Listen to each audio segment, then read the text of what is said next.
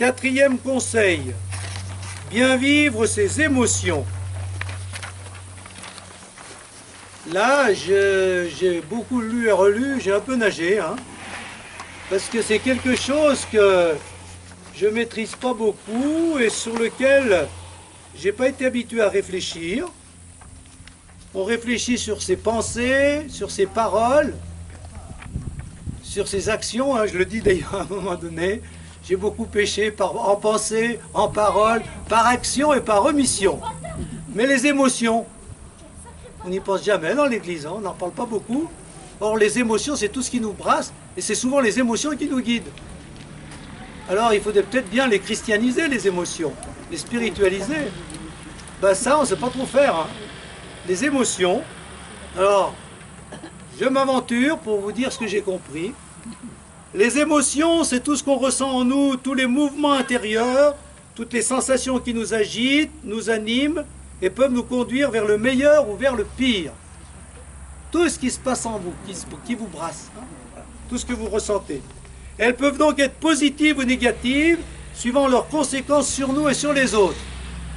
Si une émotion accroît notre paix intérieure et notre bien-être en nous, incitant à aider autrui, on dit qu'elle est positive. Vous voyez ça, c'est toujours la même clé d'analyse. Hein. Je me sens bien, mais en m'ouvrant aux autres. Ça, c'est positif. Si elle trouble notre esprit et nous pousse à nuire aux autres, on dit qu'elle est négative. Le seul critère qui vaut donc la peine d'être envisagé est le bien-être ou la souffrance qui résulte de telle ou telle émotion. Voilà. Tout ce qui se passe en moi, est-ce que ça me procure du bien-être ou de la souffrance? Est-ce que ça fait du bien aux autres ou du mal aux autres? Voilà. Et à partir de là, ben, ce qui est positif, il faut le garder, ce qui est négatif, il faut le rejeter, mais pas tout de suite. Pas tout de suite. Parce que c'est ce que j'ai bien retenu. Le négatif est parfois important, et s'il existe, c'est qu'il a un rôle et qu'il a un sens. Alors c'est ça qui est compliqué. Hein? Il faut faire la sélection, mais en même temps, il faut savoir maîtriser tout ça. Alors comment? Donc des exemples d'abord. L'avidité, voilà ce qu'ils appellent des émotions. Alors c'est assez curieux parce que ça rejoint nous des valeurs ou même des contre-valeurs, des péchés. Hein? Et les péchés, eh bien, ou les valeurs, pour eux c'est des émotions. Parce qu'ils ne les voient pas sous l'angle qualitatif, bien que hein, c'est bon ou c'est mauvais, mais ils le voient d'abord, avant tout, comme ce qui nous anime, comme ce qu'on ressent.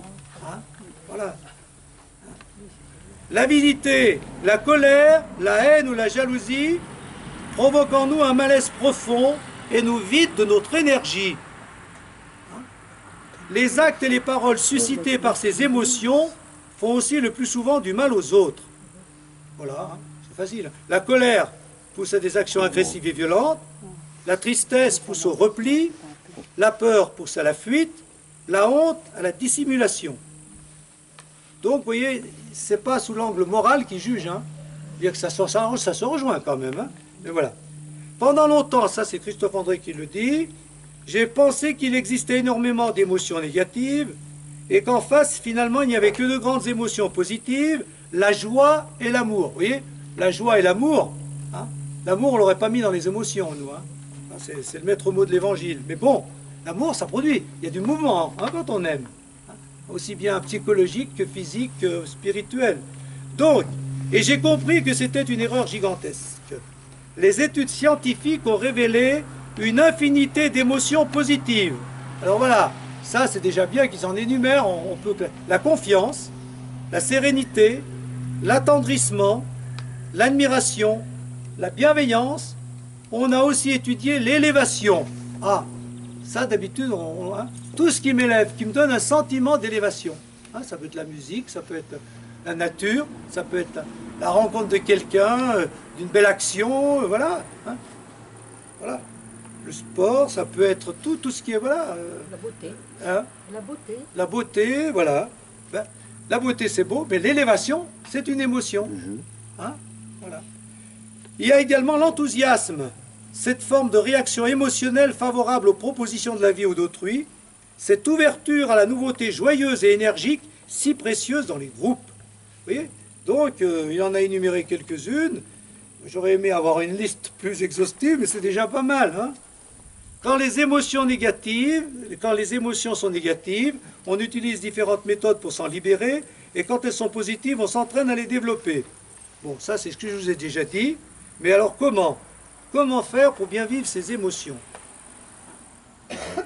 D'abord, premièrement, apprendre à mieux connaître ses émotions. S'entraîner à distinguer celles qui contribuent à notre bien-être et à celui d'autrui de celles qui les détruisent. Donc concrètement, ça c'est une conséquence que je développe et puis j'y mets un peu de moi-même, cela suppose que dans nos pauses spirituelles, quand on s'arrête pour faire le point sur notre vie, on ne s'arrête pas à examiner, comme je vous l'ai dit, nos pensées, mauvaises paroles, actions, belles actions ou omissions, mais nos émotions. Tiens, qu'est-ce qui me brasse en ce moment, ou quand je fais le point? Qu'est-ce qui m'a animé aujourd'hui? Quelles émotions fortes j'ai eues, ou je n'ai pas eues, bonnes ou mauvaises? Bon, le soir par exemple, à l'heure du bilan de la journée, nous demander quelles émotions m'ont animé, brassé, quelles conséquences sur moi et sur les autres. Donc, apprendre à regarder ces émotions, à les connaître, et à porter un petit jugement de valeur, déjà tout de suite, et puis, au fur et à mesure, comme je vais le dire, aller un peu plus loin. Donc, deuxièmement, cultiver les émotions positives jusqu'à ce qu'elles ne fassent plus qu'avec nous, par exemple. Donc, la première chose, quand on sent que l'émotion est positive, de la joie, de l'amour, de la confiance, là, c'est plus facile à gérer. C'est quand c'est négatif que c'est difficile. Donc, quand c'est positif, ben, il faut nourrir ces émotions. Il faut les garder, les nourrir, en goûtant, par exemple, alimenter, nourrir notre joie en goûtant, en savourant tout ce qui nous réjouit. Ou notre amour en pensant à tout ce que nous aimons et à ceux qui nous aiment, à l'amour qui nous porte, et pour nos croyants, à l'amour de Dieu. Je sens de l'amour en moi. Bon, comment le nourrir? Ben, je pense à ceux qui m'aiment ou à ceux que j'aime. Il y a Dieu qui me donne ce qu'il est. Voilà. Donc ça nourrit cet amour. Donc, quand c'est positif, il faut nourrir. Hein? Voilà. Alimenter. Cultivons notre enthousiasme en ruminant cette fois d'une manière positive tout ce qui nous donne de l'élan, du souffle et de l'espoir. Est-ce qu'il y a beaucoup de choses qui vous donnent de l'élan aujourd'hui? Il faut en trouver des choses. Ah, tiens, mais justement quand on a un but, ah tiens ça, non ça me motive pas. Ben, voilà. Donc trouver quelque chose qui nous donne de l'élan. Et ça c'est très difficile au fur et à mesure qu'on avance en âge. Hein. Retrouver de l'élan, se remotiver. Oh, j'ai déjà fait ça, etc. Hein, voilà. Se renouveler. Ouais. Moi, je vous dis, pour un prêtre, par exemple, c'est drôlement dur. Hein, on tombe vite dans le fonctionnement. Oh, puis ça ira bien comme ça. Hein. Oh, on en a assez fait. Oh, puis si les gens ne veulent pas, ils n'ont qu'à pas venir. Mais si on se dit ça, c'est évident que ça ne donne pas beaucoup de l'élan. Hein. Voilà. Bon. Cultiver l'élévation en pratiquant tout ce qui donne un sentiment d'élévation, comme tout à l'heure on l'a dit, la prière, les belles actions, les témoignages de vie. Hein, écoutez un beau témoignage. Hein, voilà, de temps en temps, il y en a, même à la télé. Hein, la musique, le sport, la contemplation, tout ce qui donne de l'élévation. Donc, regardez ce qui se passe en nous, porter un jugement quand c'est positif. Allez, on y va. On essaye de rester, de goûter, comme on goûte un bon plat, comme on goûte un bon vin, hein, comme on goûte un bon moment.